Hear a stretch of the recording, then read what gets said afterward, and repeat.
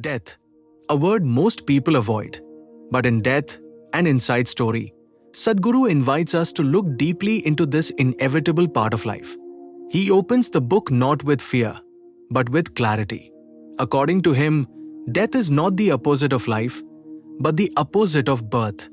Life and death are part of the same process, a cycle of beginnings and endings. Most of us live avoiding the reality of death, thinking it's something far off. But Sadhguru reminds us, the moment you were born, the countdown began, not to make you anxious, but to awaken you. In chapter 1, titled What is Death?, Sadhguru dismantles the superficial ways we've understood it. Death is not an event, but a process. It's not something that happens in one moment. It begins the moment life begins. Every night when we sleep, a small death happens. And every morning we wake up, it's a tiny rebirth. Sadhguru explains that spiritual traditions have always seen death as a doorway, not an end.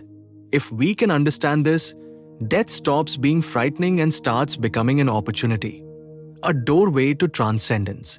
Moving into chapter 2, the process of death, Sadhguru reveals the subtle stages the body and energy system go through when someone dies. He explains that death doesn't happen instantly when the breath stops or the heart ceases. It unfolds in phases, especially over 11 to 14 days. The 5 elements, earth, water, fire, air, and space, disengage from the system one by one. This is why, in yogic culture, the body is not touched or disturbed immediately after death. There's more happening beneath the surface than we can physically observe. He also dives into the concept of karmic residue. When someone dies, the physical body drops away. But the subtle body, made up of prana, life energy, mind, and karma, can linger. If the death was sudden or violent, this residue may struggle to find release. That's why certain spiritual processes, like prayers or rituals, are performed after someone passes, to assist them in moving forward. This isn't superstition. It's deeply rooted in the understanding of how energy behaves after death. Chapter 3 introduces us to the concept of Pacha Pranas, the 5 primary life energies. These are prana, apna, samana, udana, and vyana. Each governs different aspects of the body: digestion, respiration, movement, circulation, and consciousness. Sadhguru explains that at the time of death, these pranas exit the body in a specific sequence. How smoothly they exit determines how peaceful or disturbed the death is. Yogis, he says, have mastered the art of consciously exiting through the crown chakra, a process known as Mahasamadhi. Here, he makes a bold claim: death can be planned. Not the timing perhaps, but the way we die. In yogic traditions, great masters have chosen the exact moment of death. Sadhguru cites examples from ancient scriptures and modern spiritual figures who consciously left their bodies in full awareness. To the rational mind, this may sound strange, but for those who have experienced deeper states of meditation, this doesn't seem like fantasy. It feels like the next stage of mastery. Chapter 4 deals with the types of death. Sadhguru categorized death not by medical causes, but by spiritual patterns. There are natural deaths, accidental deaths, violent deaths, and yogic deaths. A natural death is when the body and energy system complete their course fully. In contrast, accidental or violent deaths disrupt the karmic flow, leaving the subtle body in a confused state. That's why many cultures have mourning periods, not just for grief, but for spiritual transition. According to Sadhguru, how we die matters just as much as how we live. This leads to a powerful insight. Death is not a tragedy, it's a consequence. When we see someone die young or suddenly, we call it unfair. But Sadhguru challenges us. What if fairness is not based on age or timing, but on completion? He asks, if you had a beautiful, meaningful life of 33 years, is it really worse than living 90 years in confusion? The yogic view doesn't see length as success. It sees completion as success. That completion depends on how consciously one lived and died. Sadhguru also reminds us that fear of death is fear of the unknown. We don't fear pain or even non-existence, we fear what we don't understand. That's why he says, the more you become familiar with your inner life, through practices like yoga, meditation, and breathwork, the less afraid you become of leaving the body. He compares this to changing clothes. If you know you're more than your outfit, you don't panic when it tears. Likewise, if you know you're more than your body, death becomes just another change of garment. So what can we take away from these first 4 chapters? 1. Death is not the enemy. 2. Life should be lived consciously so death can be met peacefully. And 3. Understanding death deeply makes us live more fully. Sadhguru's words are not morbid, they're liberating. Because once we stop running from death, we start running toward life. If this brought you clarity, stay tuned for part 2, where we explore what happens after death and how the living can assist those who have passed.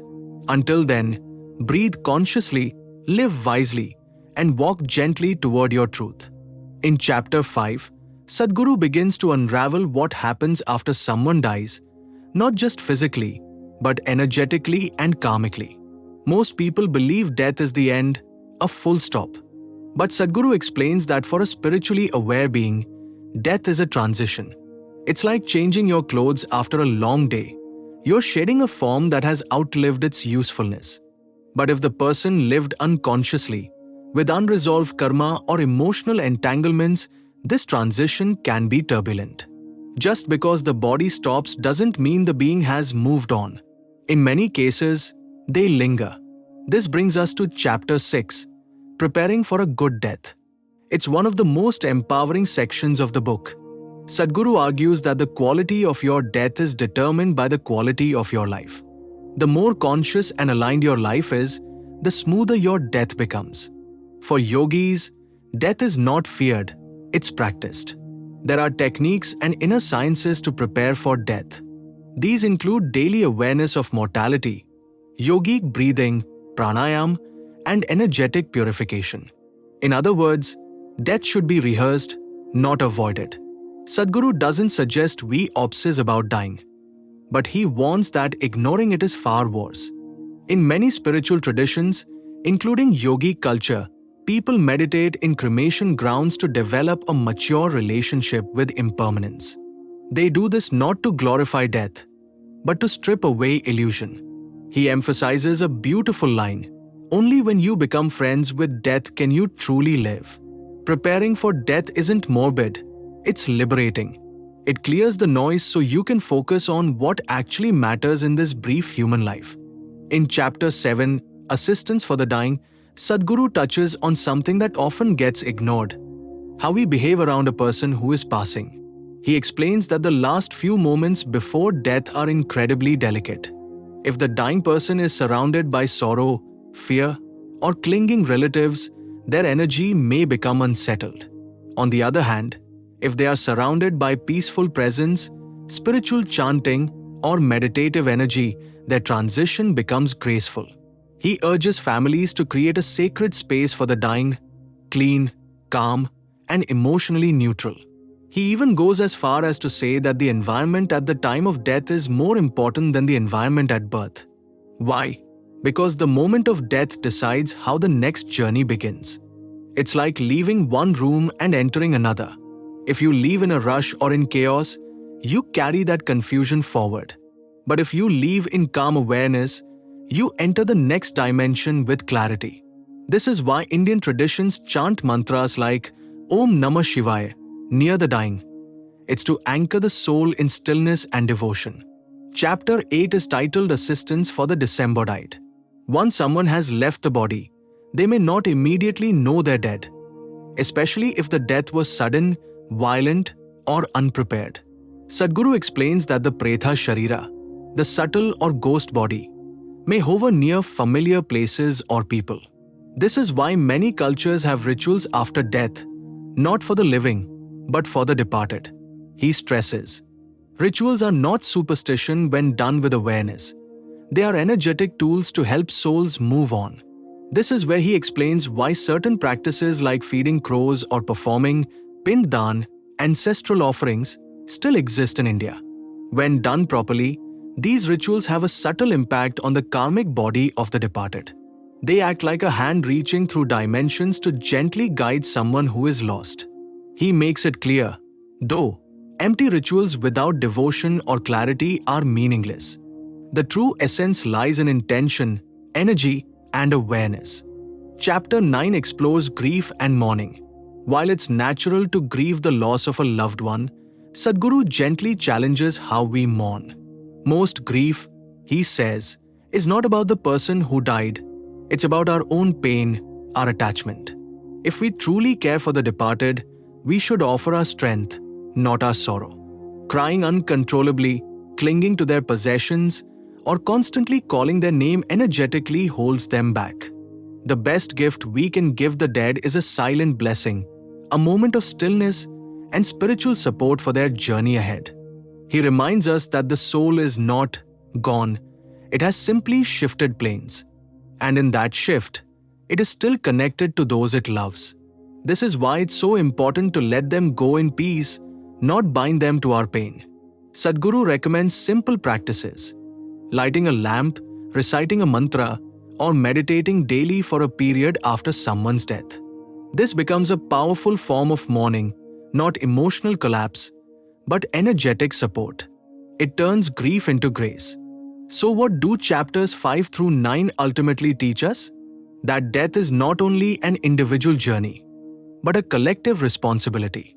Whether we are preparing for our own departure or assisting another's, the quality of presence, environment, and awareness makes all the difference. The more conscious we are about death, the more sacredly we live. In part 3, we'll explore Sadhguru's bold insights on ghosts, life after death, and final liberation.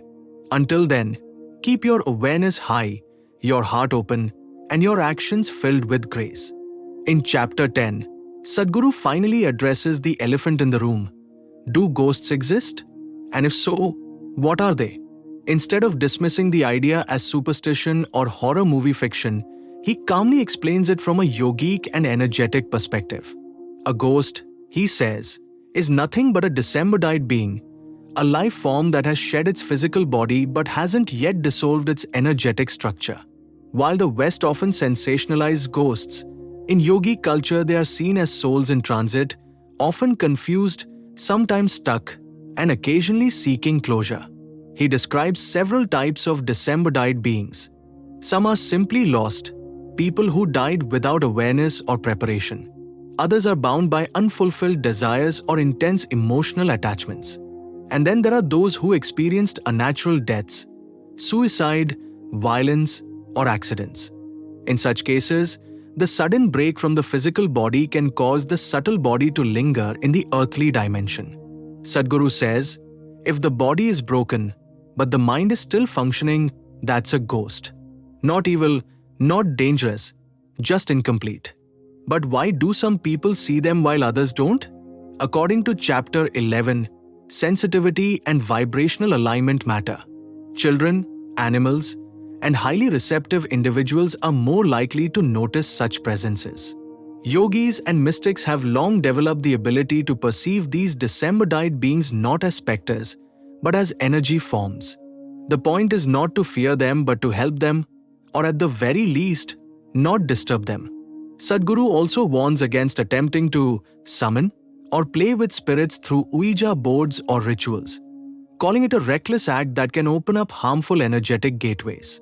Sadhguru emphasizes that certain places, like war zones, accident sites, or even old buildings, can carry the residual presence of those who died there. He compares it to a strong perfume that lingers in a room long after the person has left. This is why some places feel heavy or charged. In India, cremation grounds, certain temples, or forests are recognized as places of high spiritual and disembodied activity. For yogis, these are opportunities. For the average person, they require caution and grounded presence. In chapter 12, the conversation deepens into reincarnation and karma. Sadhguru explains that once a being sheds the physical body and eventually the subtle body, the essence, called the karmic body, moves forward based on its karmic imprint. This imprint determines the next birth, where, how, and even when. He compares this to a seed looking for the right soil. Karma, he explains, is not punishment. It's simply the stored software of your experiences, actions, and intentions, a record that determines the trajectory of your soul. Rebirth doesn't always happen immediately. In many cases, the karmic body may wait for the right conditions. This could be weeks, years, or even centuries. In rare cases, enlightened beings choose not to return at all. Others may be reborn quickly, especially if their karmic cycles are incomplete or if they died young and unfulfilled. Children who vividly recall past lives, Sadhguru says, are often in this early stage of rebirth, where the veil between lifetimes is still thin. These are not fantasy stories. They are echoes of unfinished energy. This leads us to Chapter 13, Final Liberation. The entire journey, from life to death to rebirth, is powered by karma. But there is an end to the cycle. Moksha, or liberation, is when the karmic body is dissolved completely. This is the ultimate goal in the yogic path, not to escape death, but to transcend the cycle of birth and death altogether. Sadhguru makes it clear, the aim is not to live forever, but to live consciously enough that rebirth becomes unnecessary. Liberation is not about escaping life, but becoming so fully alive that there's nothing left unresolved. So how does one attain this? Through inner purification, spiritual discipline, and grace. Practices like Shambhavi Mahamudra, intense sadhana, and Guru's presence play a vital role. But most of all, liberation is a question of awareness. You don't wait for death to liberate you. You begin that process now. Every time you act without attachment, every time you forgive, every time you sit in silence, you chip away at karma. As Sadhguru says, Moksha is not a destination. It is the collapse of all destinations. These final chapters are not meant to scare. They are meant to liberate. By exposing us to the layers of death, the soul's journey, and the possibility of transcendence, Sadhguru invites us to live more fully. The book doesn't end with fear. It ends with a doorway, a possibility, and the choice is ours: to live blindly and return again and again, or to live so intensely and consciously that we break the loop. Death then becomes not the end, but the final meditation, a stillness that swallows all striving. If this three-part journey through death, an inside story, gave you insight, it means you're ready to explore deeper truths. Don't stop here. Like, comment, and tell us what part of this series opened your eyes. Subscribe to the channel for more conscious content that goes beyond surface-level living. And remember, life is not about avoiding death. It's about living so well that when the moment comes, you can bow out like a flame, with grace, not fear. Until next time, breathe, meditate, and walk your path boldly.